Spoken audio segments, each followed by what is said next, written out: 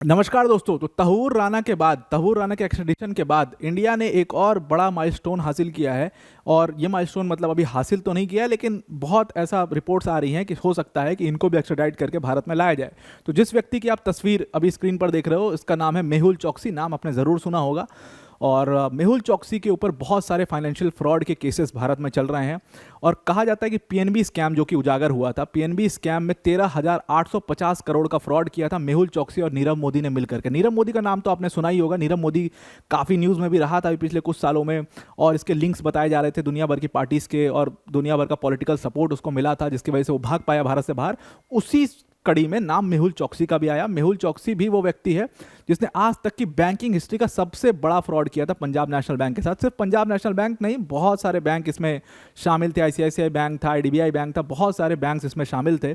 और इन लोगों ने लगभग 14,000 करोड़ रुपए देश का पैसा, जो कि आप लोग का पैसा, हमारा पैसा, आपका पैसा जो है, 14,000 करोड़ लेकर के बड़े कंफर्टेबली देश से बाहर भाग गए। ठीक वैसे जैसे विजय माल्या भाग गया था। विजय माल्या तो वारंट इशू होने के बाद देश से भाग गया। मतलब वारंट इशू हो गया था और वो कैसे एयरपोर्ट से निकला, वो एक बहुत बड़ा मिस्ट्री है कि मतलब वो कैसे भाग पाया।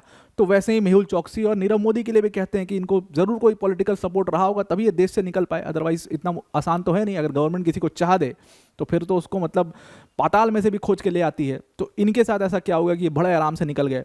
अब फाइनली क्या हुआ है कि मेहुल चोकसी को बेल्जियम में अरेस्ट कर लिया गया है। और मतलब ऐसी आशंकाएं हैं, रिपोर्ट्स ऐसी आ रही हैं कि भारत हो सकता है इस बार सक्सेसफुली मेहुल चोकसी को वापस ला पाए। हालांकि राहें इतनी आसान नहीं होंगी। पैसा वाला व्यक्ति है, लॉयर की फौज खड़ी कर देगा, सब कुछ है। और कई बार पहले भी अरेस्ट हो चुका है, ऐसा नहीं कि पहली बार ही अरेस्ट हो रहा है किसी दूसरी कंट्री में। पहले भी कई सारी कंट्रीज में अरेस्ट हो चुका है, कैरिबियन कंट्रीज में, और हर बार ये कुछ ना कुछ रीज़न देकर के बच जाता है। पूरा समझते हैं पूरा मामला किया क्या है इसने, कैसे क्या क्या हुआ, स्कैम कैसे हुआ, और फिर इसको कितने चांसेस हैं एक्स्ट्रेडिशन के, इसके वो भी देखना बहुत ज़रूरी है। पर वीडियो में आगे जाने से पहले एक छोटी सी अनाउंसमेंट अनअकैडमी टीम की तरफ से कि अनअकैडमी ने अपने यूपीएससी सीएससी के सभी कोर्सेज में आपको 60% का डिस्काउंट दे दिया है। और 60% के डिस्काउंट के साथ आपको यहाँ पर 12 मंथ्स का फ्री एक्सटेंशन मिलेगा। तो कोर्सेज हमारे जो हैं वो 2028 के बैच के लिए भी आपको दिख रहे होंगे, 2026 के भी बैचेस जो हैं वो लाइव हो चुके हैं।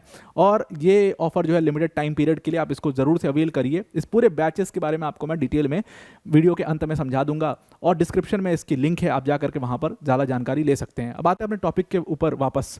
तो तहव्वुर राणा के बाद एक पूरा वो ट्रेंड सेट करने की कोशिश इंडियन गवर्नमेंट की चल रही। तहव्वुर राणा को एक्स्ट्राडाइट करके लाया गया और भारत में अब उसके ऊपर केस चलाया जाएगा। ये वही व्यक्ति है जो 26 से 11 के समय पर वांछित था, और 26 से 11 में इसका बहुत बड़ा हाथ माना जाता है। डेविड हेडली के साथ बहुत क्लोज लिंक्स थे, दुनिया भर की चीज़ें वो आपको पता है, हम इसको कवर कर चुके हैं। आते हैं मेहुल चोकसी के ऊपर। मेहुल चोकसी भी कोई कम व्यक्ति नहीं है। मेहुल चोकसी ने आपके देश का पैसा, मतलब कि पंजाब नेशनल बैंक के साथ फ्रॉड किया था। लगभग 14,000 करोड़ का ये फ्रॉड किया था, और फिर वो भारत से भाग गया था। और फिर अलग अलग कंट्रीज़ में, कई सारी कंट्रीज़ में बताया गया कि रहा है। फाइनली इसकी खबर मिली थी कि बेल्जियम में है ये, और बेल्जियम पुलिस ने उसको अरेस्ट कर लिया है। और ये अरेस्ट करने के बाद जो सेंट्रल ब्यूरो ऑफ इन्वेस्टिगेशन है हमारी सीबीआई, उसको इसकी जानकारी दे दी गई है कि ये मेहुल चोकसी अरेस्ट हो चुका है। और अब सीबीआई पूरी कोशिश कर रही है किसी तरीके से इसको भारत लेकर के आया जाए, एक्स्ट्राडाइट कराया जाए। तो ये अभी फिलहाल वहाँ पर बेल्जियम की जेल में है। अब इसके बारे में कहा जाता है कि ये रिपोर्ट्स आई कि ये बिजनेसमैन जो है ये एंटवर्प में रहता था, और एंटवर्प में ये अपनी पूरी फैमिली के साथ, अपनी वाइफ के साथ, प्रीति चोकसी के साथ ये बड़े आराम से रह रहा था वहाँ पर। और इसने वहाँ का एक रेसिडेंसी कार्ड भी जो है वो पा लिया था। और लंबे समय तक डिफरेंट कैरिबियन कंट्रीज़ में ये रहा है, ऐसा कहा जाता है। एंटीगुआ में बहुत ज़्यादा इसका नाम आता था कि ये एंटीगुआ में है। और एंटीगुआ में ये एक बार अरेस्ट भी हुआ था, ऐसा नहीं कि पहली बार ही अरेस्ट हो रहा है। ये एंटीगुआ में भी एक बार अरेस्ट हो चुका है। लेकिन यहाँ पर क्या है कि कहा जाता है कि वहाँ की गवर्नमेंट ने इसको काफ़ी सपोर्ट किया। एंटीगुआ में इसने काफ़ी पैसे लगा रखे थे, बढ़िया सेटिंग थी इसकी, जिसकी वजह से अब देखिए आज के समय में अगर आपकी जेब में पैसा है तो आप कहीं कोई भी क्राइम कर दो, और किसी भी कंट्री में, यूरोपियन कंट्री में जा करके आप बड़े आराम से रह सकते हो। यूके तो एकदम सेफ हेवन माना जाता है फाइनेंशियल क्राइम्स के लिए। विजय माल्या क्यों यूके चला गया, कि क्यों चले गया? क्योंकि वहाँ की गवर्नमेंट का सिंपल लॉजिक है, भाई आप इतना पैसा इन्वेस्ट करिए हमारे मार्केट में, कुछ ऐसा बिजनेस शुरू करिए, और फिर कंफर्टेबली अपनी ज़िंदगी गुजारिए, कोई दिक्कत नहीं आएगी आपको, हम कभी आपका एक्स्ट्रेडिशन नहीं करेंगे। ऐसा मतलब खुलेआम प्रॉमिस होता है ये। इसीलिए विजय माल्या आप देखिए वहाँ पर आराम से रोड में घूमता है, मैचेस देखता है, सारी चीज़ें करता है। खैर हटाते वो बात, तो मेहुल चोकसी भी उसी तरीके से एंटीगुआ में उसने अपनी गवर्नमेंट के साथ सेटिंग बना रखी थी, और वहाँ पे बड़ी कंफर्टेबली रह रहा था। अब देखिए इसके बारे में जानकारी सीबीआई को मिली थी। सीबीआई ने मार्च में इसके बारे में जानकारी ली थी कि ये मेहुल चोकसी जो है who is a diamond merchant, और गीतांजलि स्टोर्स का नाम सुना होगा आपने, वो मेहुल चोकसी का ही है। तो Mehul Choksi was a diamond merchant, ये छुपा हुआ है और ये अब बेल्जियम में रह रहा है। बेल्जियम के एंटवर्प में ये रह रहा है और वहाँ की इसकी लोकेशन मिली थी। सीबीआई ने तुरंत इसको, बेल्जियम पुलिस को तुरंत कंफर्म किया कि भाई ऐसा एक व्यक्ति है जो कि भारत में इतने बड़े फाइनेंशियल क्राइम्स के लिए वांछित है, ये आपकी कंट्री में रह रहा है, इसके खिलाफ आप एक्शन लीजिए तुरंत। और पूरे सारे डॉक्यूमेंटेशन तुरंत सीबीआई ने किए थे। सीबीआई काफ़ी एक्टिव रही इस पूरे मामले में, 2018 से लगातार काफ़ी एक्टिव रही, इसके पीछे पड़ी रही। अब हमें ये सारी चीज़ें न्यूज़ में नहीं पता चलती हैं, लेकिन सीबीआई के काम देख करके आप देखो कि ये 4 बार अरेस्ट हो चुका है। तो सीबीआई काफ़ी इसके पीछे लगी रही शुरू से ही। तो सीबीआई ने तुरंत बेल्जियम पुलिस को बताया। बेल्जियम पुलिस ने ये रिकॉग्नाइज भी किया, वो जानते थे कि इस तरीके का एक व्यक्ति है मेहुल चोकसी नाम का, जो कि फाइनेंशियल क्राइम के लिए जिम्मेदार है भारत में। तो उन्होंने कहा कि हम इसके ऊपर पूरा अटेंशन से और इसको खोजने की पूरी कोशिश करेंगे और खोज के अरेस्ट करके हम इसको तुरंत एक्स्ट्राडाइट करने की भी कोशिश करेंगे। तो बेल्जियम पुलिस ने यह कहा। तो फाइनली अब इसको अरेस्ट कर लिया गया और सीबीआई ने तुरंत रिक्वेस्ट किया है कि जल्दी से जल्दी इसको इंडिया में एक्स्ट्राडाइट करिए। इंडिया में इसके ऊपर केसेस चलाए जाएंगे, काफ़ी संगीन मामले इसके ऊपर ऑलरेडी इंडिया में दर्ज हैं। तो सैटरडे को इसको अरेस्ट किया गया और जब अरेस्ट किया गया, देखो बेल्जियम में तो इसने कोई क्राइम किया नहीं है, ना एंटीगुआ में कोई क्राइम किया हुआ है। तो भाई इसने सबसे पहला सवाल कि आप मुझे अरेस्ट क्यों कर रहे हैं। तो फिर बेल्जियम पुलिस ने उसमें दिखाया कि भाई आपके ऊपर 2 वारंट हैं। मुंबई के कोर्ट ने ये दोनों वारंट आपके खिलाफ इशू किए हुए हैं, ओपन एंडेड वारंट्स हैं। एक इशू किया 2018 के मई में और एक वारंट इशू हुआ है 2021 में। इसमें आप लगातार जो है एब्सकॉन्डिंग रहे हो इन वारंट पे, तो अब इसको आपको इसके बिना पर हम अरेस्ट कर रहे हैं, which is a legal ground. अब देखिए कहा जा रहा है कि चोकसी कोई छोटा मोटा आदमी तो है नहीं, 14,000 करोड़ जिसके पास होंगे, जिस व्यक्ति के पास, वो मेहुल चोकसी के पास खड़े, मतलब उसका केस लड़ने के लिए लॉयर की पूरी फौज खड़ी हो जाएगी और ये फौज जो है उसको आराम से छुड़वा भी लेगी। तो इसीलिए कहा यह जा रहा है कि इसको एक्स्ट्राडाइट करना इतना आसान नहीं है। ये तुरंत बेल के लिए कोशिश करेगा, क्योंकि ये हमेशा से 65 साल की इसकी उम्र है, जो हमेशा से ये मतलब बहाना लगाता रहा है कि मेरी तबीयत खराब रही है, कुछ ना कुछ रहा है। जब पहले भी अरेस्ट हुआ है कई बार ये, तो ये बहाना इसमें लगाता रहा है। हरिप्रसाद एसवी जो कि इस पूरे पीएनबी स्कैम के विसल ब्लोअर थे, मतलब हुआ क्या था ना, हरिप्रसाद एसवी की कहानी मैं आपको बताता हूँ। ये बेसिकली एक एंटरप्रेन्योर हैं जो कि बेंगलोर में बेस्ड हैं। तो इस मेहुल चोकसी ने फ्रेंचाइजी बांटना शुरू किया था और फ्रेंचाइजी स्कैम हुआ था बहुत बड़ा, जिसमें इसने बहुत सारे बिजनेसमैन को चीट किया था, जिसमें से एक हरिप्रसाद एसवी भी थे।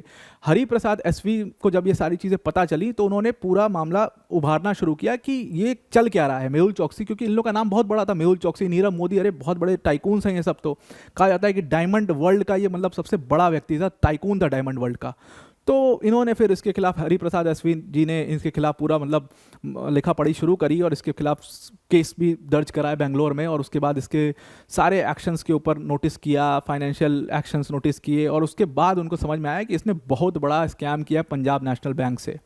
सिर्फ पंजाब नेशनल बैंक नहीं, इसने लपेटे में बहुत सारे बैंक को ले लिया है और 14,000 करोड़ का इसने स्कैम किया है। और उन्होंने पूरा आर्टिकल लिखा, पूरा मतलब एक तरीके से इस पूरे स्कैम को उजागर किया, कोर्ट में मामला पहुंचा, फिर संज्ञान लिया गया, केस दर्ज हुआ, और तब तक लेकिन ये लोग निकल चुके थे। तो वही कहा जा रहा है, हरिप्रसाद एसवी जी का खुद कहना है कि आजकल यूरोप में मतलब सेटल होना बहुत आसान बात हो गई। जिसके पास इतना पैसा हो वो बड़े मतलब कंफर्टेबली यूरोप में रह सकता है, और जब भी अरेस्ट वरेस्ट ऐसी कोई चीज़ आए तो वो लॉयर्स की एक फौज खड़ी कर सकता है, जो कि अभी मेहुल चोकसी खड़ी करेगा। जब एंटीगुआ में इसको अरेस्ट किया गया था तब भी इसने यही किया था कि इसने लॉयर्स की एक पूरी फौज खड़ी की, वहाँ पर अपने इल हेल्थ का उसने ब्यौरा दिया, वहाँ पर पूरा लिखित दिया कि मैं कहीं नहीं भाग रहा हूँ, मैं तो एंटीगुआ में ही हूँ, मुझे बेल पर छोड़ दिया जाए। और उसको बेल पर बड़े आराम से कंफर्टेबली छोड़ दिया गया और उसके बाद आराम से ये बेल्जियम चला गया। तो भाई इसलिए इसको मतलब इस चीज़ को सीरियस लेना बहुत ज़रूरी है और इंडियन अथॉरिटीज़ को पूरी कोशिश करनी चाहिए इसको वापस लाने के लिए। तो 65 साल की इसकी उम्र है और ये डायमंड मर्चेंट रहा था गीतांजलि ग्रुप, जिसके आज भी 4,000 स्टोर पूरी इंडिया में चलते हैं। आप जरूर जानते होंगे गीतांजलि ऑर्नामेंट्स, गीतांजलि ग्रुप को। तो उसका सोल मालिक जो है वो मेहुल चोकसी है। मेहुल चोकसी के फादर, अंकल सब जो हैं वो डायमंड मतलब जो सब जो है इसी सेक्टर से आते हैं। और कहा जाता है कि इस सेक्टर का ये विजय माल्या था। विजय माल्या क्यों कहा जाता है इस पूरे डायमंड वर्ल्ड का? क्योंकि ये भी वैसे ही लेविश लाइफ जो है वो जीता था जैसे विजय माल्या जीता था। तो वैसे ही आपको इसको देखने को मिलेगा कि एक्ट्रेसेस को हायर करके अपने ब्रांड का प्रमोशन कराना, जैसे विजय माल्या अपना नहीं कि किंगफिशर एक पूरा ब्रांड बनाते थे, तो किंगफिशर की मैगजीन्स आती थी और दुनिया भर की चीज़ों में किंगफिशर का नाम था, बदनाम था। वैसे ही मेहुल चोकसी जो है वो गीतांजलि ग्रुप के लिए एक्ट्रेसेस को हायर करना, उनको पूरा ऑर्नामेंट्स अपने स्पॉन्सर करवाना, उनसे फ्रेंच एग्जीक्यूटिव्स को हायर करना मार्केटिंग के लिए, और लैविश पार्टीज थ्रो करना, क्लब्स में पार्टीज थ्रो करना, और दुनिया भर का मतलब हॉर्स रेसेस को स्पॉन्सर करना, ये सब में मेहुल चोकसी बहुत ही आगे रहा है। और इसीलिए इसको विजय माल्या की तरह एकदम माना जाता है, इसकी लैविश लाइफस्टाइल को। और जो नीरव मोदी था वो इसका नेफ्यू था। अब कहाँ से, अब ये पूरा केस क्या था, कैसे इन लोगों ने स्कैम किया था। तो चौकसी का बड़ा कंफर्टेबल लाइफ चल रही थी 2018 तक, कोई दिक्कत नहीं थी। लेकिन तब तक पीएनबी केस जो है वो आता है सामने, और विसल ब्लोअर हरिप्रसाद एसपी ने इनका जीना हराम कर दिया, इसका और नीरव मोदी का।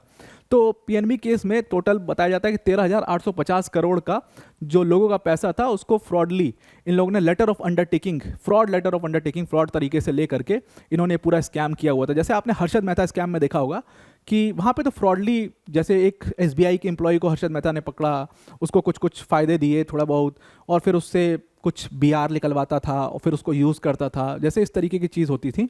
ठीक वैसा ही एकदम सेम टू सेम आप समझ लीजिए, कोई बहुत बड़ा दिमाग लगा के कोई स्कैम नहीं किया, बस क्या है, पैसा फेंका, कुछ लोगों को खरीदा, कुछ हायर ऑफिशियल्स को खरीदा पंजाब नेशनल बैंक के, और लेटर ऑफ अंडरटेकिंग ले करके इन लोगों ने उसको यूज़ करना शुरू किया। तो मतलब ये मामला इसके ऊपर शुरू हुआ था 2018 में, और उससे पहले ही 2017 में इसको, 2018 की जनवरी में सब शुरू हुआ था।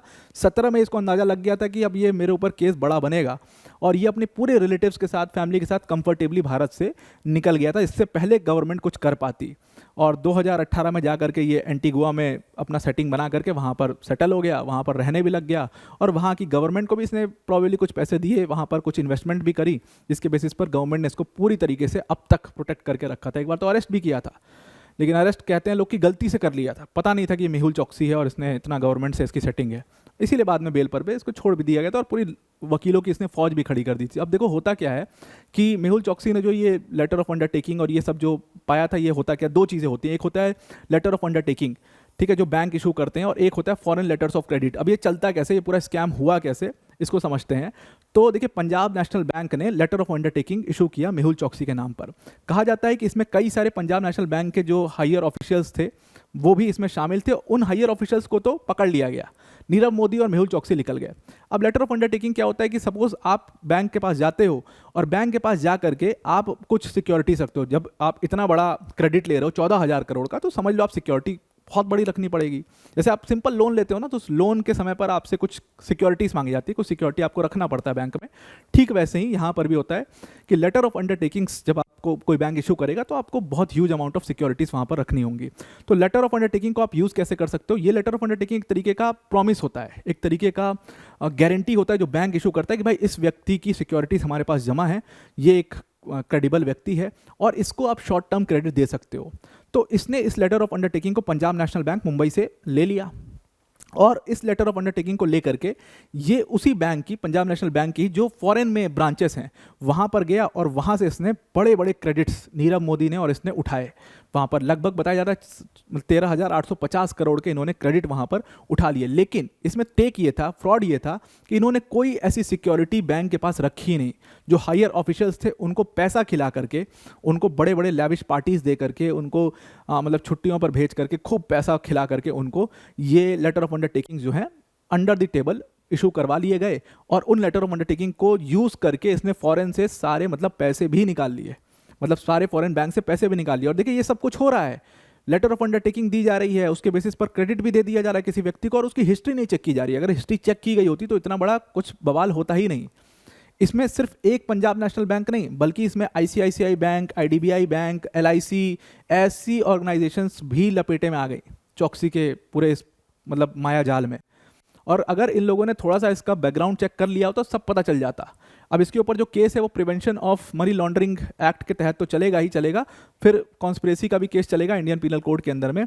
और इसका 2013 में, अगर इसका इतिहास देखेंगे, 2013 में नेशनल स्टॉक एक्सचेंज और सेबी ने इसको ट्रेडिंग करने से डिबार कर दिया था। नेशनल स्टॉक एक्सचेंज और सेबी से भी इसका पंगा हुआ था, जहां पर बताया जा रहा था कि उसमें भी कुछ फ्रॉड कर रहा है ये, तो 2013 में इसको डिबार कर दिया गया था। अगर इसकी हिस्ट्री देख लिया जाता कि भाई एक व्यक्ति जिसको नेशनल स्टॉक एक्सचेंज और सेबी ने पहले ही डिबार कर रखा है, उसको आप 14,000 करोड़ का मतलब लोन दे रहे हैं, उसको आप लेटर ऑफ अंडरटेकिंग के बेसिस पर क्रेडिट दे रहे हैं, उसकी बिना हिस्ट्री चेक किए हुए, अगर ये हिस्ट्री चेक हो जाती तो ये बहुत पहले पकड़ में आ जाता। तो फाइनली अब ये व्यक्ति जो है वो पकड़ में आया है, और अब जा करके इतना बड़ा जो देश का पैसा है वो देश में ऑब्वियसली वापस आना चाहिए, और ऐसे लोगों को जल्दी से जल्दी एक्स्ट्राडाइट करा करके, मैं तो मानता हूँ कि तहव्वुर राना से भी ज़्यादा इंपॉर्टेंट तो व्यक्ति ये लोग हैं, इनको जो है जल्दी देश में ला करके इनके खिलाफ एक एक्स्ट्राडिशन ट्रीटी को मतलब अश्योर करके इनको देश में लाइए, और इनके खिलाफ एकदम सख्त से सख्त केसेस चलाइए और ये सारा पैसा इनसे इनसे मतलब वापस लेना चाहिए। इनके सारे स्टोर्स वगैरह से, सारे स्टोर्स वगैरह को मतलब सीज करके इनका पैसा सारा वापस इनसे लेना चाहिए। और ये बहुत बड़ा फ्रॉड है जो मेहुल चोकसी और नीरव मोदी ने किया था। अब इसमें इल्ज़ाम जो है वो गवर्नमेंट के ऊपर भी लगता है। गवर्नमेंट के कुछ लोग इनको पीछे से सपोर्ट कर रहे हैं, जिसके बेसिस पर ये इतने दिन तक बच पाए हैं, क्योंकि गवर्नमेंट जिसको लाना चाहे उसको मतलब पाताल से खोज लाती है, ऐसा कहते हैं। तो इसलिए इनके ऊपर केसेस तो चलने ही चाहिए। तो आपको पूरा आर्टिकल समझ में आ चुका होगा। वीडियो को एंड करने से पहले अनअकैडमी टीम की तरफ से एक बहुत बड़ी अनाउंसमेंट है कि अनअकैडमी ने आपको यूपीएससी सीएससी के सभी कोर्सेज में 60% का डिस्काउंट दे दिया है। और 60% के डिस्काउंट के साथ साथ में आपको यहाँ पर 12 मंथ्स का फ्री एक्सटेंशन भी इसमें दिया जाएगा। सारे कोर्सेज 2028 के लिए, 2026 के लिए आपको दिख रहे हैं। इंग्लिश मीडियम में भी ये बैचेस आपके लिए अवेलेबल हैं और सिर्फ हिंदी मीडियम वाले बैचेस भी हमारे लिए अवेलेबल हैं। और ये पूरा प्रोग्राम अपने आप में कंप्लीट प्रोग्राम होगा। जीएस, सीसैट, टेस्ट सीरीज सब कुछ इसमें कवर होगा। मेंस की जो टेस्ट सीरीज होगी उसका इवैल्यूएशन भी होगा एक एक पेपर का। उसके साथ में आपको mentorship sessions, personalize mentorship sessions मिलेंगे। 1-to-1 मेंटरशिप भी इसमें अवेलेबल है। डेडिकेटेड डाउट सॉल्विंग सेशंस इसमें आपके लिए लगाए जाएंगे। तो पूरी लिंक डिस्क्रिप्शन में दी हुई है। लिमिटेड टाइम पीरियड के लिए ऑफर है। डिस्क्रिप्शन में जो लिंक दी हुई है उस पर क्लिक करके आप इसको जरूर से जरूर अवेल कर लीजिए। तो आपको पूरा आर्टिकल समझ में आ गया होगा। आज के लिए इतना ही। Thank you and have a nice day.